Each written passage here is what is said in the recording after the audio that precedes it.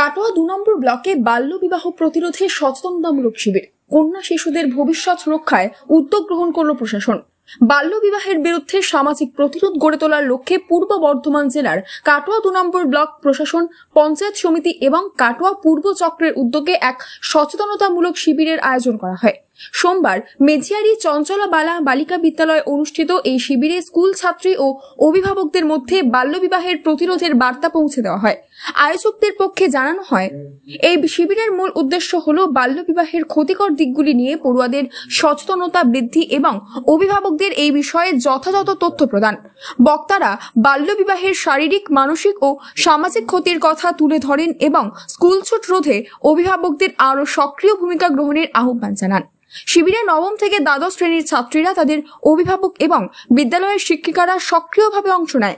আলোচনায় উঠে আসে কিভাবে স্থানীয় প্রশাসন, বিদ্যালয় এবং পরিবার একত্রে কাজ করে বাল্যবিবাহ রোধ করতে পারে। প্রাক্তন পুলিশ আধিকারিক প্রসূন ব্যানার্জি তার বক্তব্যে বলেন, বাল্যবিবাহ শুধুমাত্র একটি সামাজিক সমস্যা নয়, এটি একটি শাস্তিযোগ্য অপরাধ।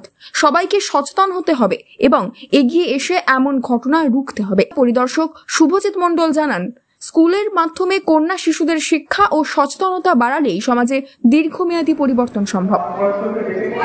কাটোয়া ২ নম্বর ব্লক পঞ্চায়েত সমিতি এবং কাটোয়া পূর্ব চক্রের পরিচালনায় কাটোয়া পূর্ব চক্রের অন্তর্গত মেজিয়ারি চঞ্চলবালা বালিকা বিদ্যালয়ে বাল্যবিবাহ প্রতিরোধমূলক সচেতনতামূলক উপস্থিত ছিল 9-10-এর ছাত্রী এবং ওই স্কুলের সমস্ত ম্যাডামরা, জনপ্রতিনিধিরা, ব্লকের স্টাফ সবাই মিলে বাচ্চাদেরকে এই বার্তা দেওয়া হচ্ছে, সঙ্গে গার্ডিয়ানরাও ছিলেন, যাতে করে আমরা খুব সহজেই বাল্যবিবাহকে প্রতিরোধ করতে পারি এবং বাল্যবিবাহের মধ্যে বাল্যবিবাহ সম্বন্ধে সবাইকে সচেতন করা হয়। আমরা আলোচনা করেছি অলরেডি, আমরা যাতে একসঙ্গে টানা 10 দিনের মধ্যে যখন একজন ছাত্রী অনুপস্থিত থাকে তাদের লিস্ট আমরা নিয়ে তাদের বাড়ি বাড়ি আমরা শিক্ষাবন্ধু পাঠিয়ে তাদেরকে স্কুলে ফেরানোর মতো প্রচেষ্টা করছি। অন্তর্গত 15টা হাই স্কুল আছে, প্রত্যেকটা হাই স্কুলে আমরা সচেতনতামূলক প্রোগ্রাম।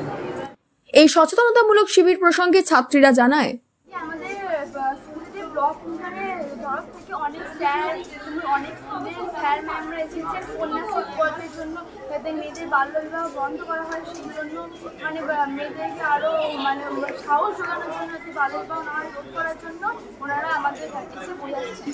খুবই ভালো লাগছে দেখে যে ওনারা এসেছে এত সময় নষ্ট করে আমাদেরকে আমাদের এত ভালো হবার জন্য এবং এসে এত আমাদেরকে সাহস জোগানোর জন্য। আমরা এটুকু বুঝতে পারলাম যে বাল্যবিবাহ একদমই ভালো নয়, আর বাল্যবিবাহ করলে জীবনটা নষ্ট হয়ে যায়। তার থেকে যে আমরা সেই 18 বছরের পরে বিয়ে করি সেটা একটা আলাদা ব্যাপার। তাছাড়া কলেজ, স্কুল এইগুলোতে আমরা জীবনে কাটাতে পারি, অনেক আমাদের অভিজ্ঞতা হয়, সেখান থেকে আমরা অনেক কিছু শিখতে পারি।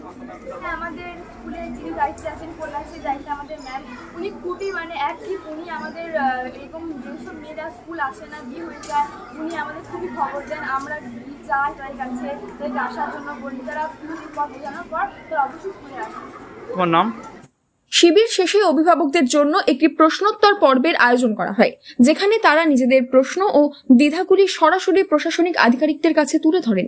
এই ধরনের উদ্যোগে সমাজে স্থায়ী পরিবর্তন আনতে গুরুত্বপূর্ণ ভূমিকা পালন করবে বলে মনে করছেন এলাকার সাধারণ মানুষজন।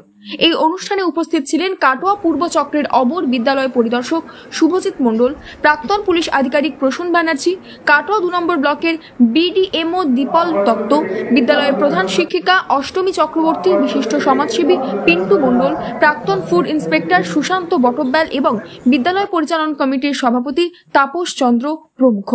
Bureau report, news network 7। Hallmark সোনার গহনা কেনার একমাত্র ঐতিহ্যশালী স্বর্ণ প্রতিষ্ঠান শ্রী ধীরেন্দ্রনাথ দত্ত গোল্ড প্রাইভেট লিমিটেডের শ্রী সুখেন দত্তের দোকান।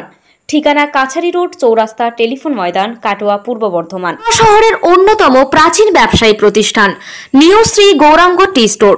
প্রসিদ্ধ চা ব্যবসায়ী, খুচরো ও পাইকারি চায়ের এই প্রতিষ্ঠান শহরে প্রায় 80 বছর ধরে সুনামের সঙ্গে ব্যবসা করে চলেছে। ঠিকানা কাটোয়া স্টেশন বাজার, চৌরাস্তা।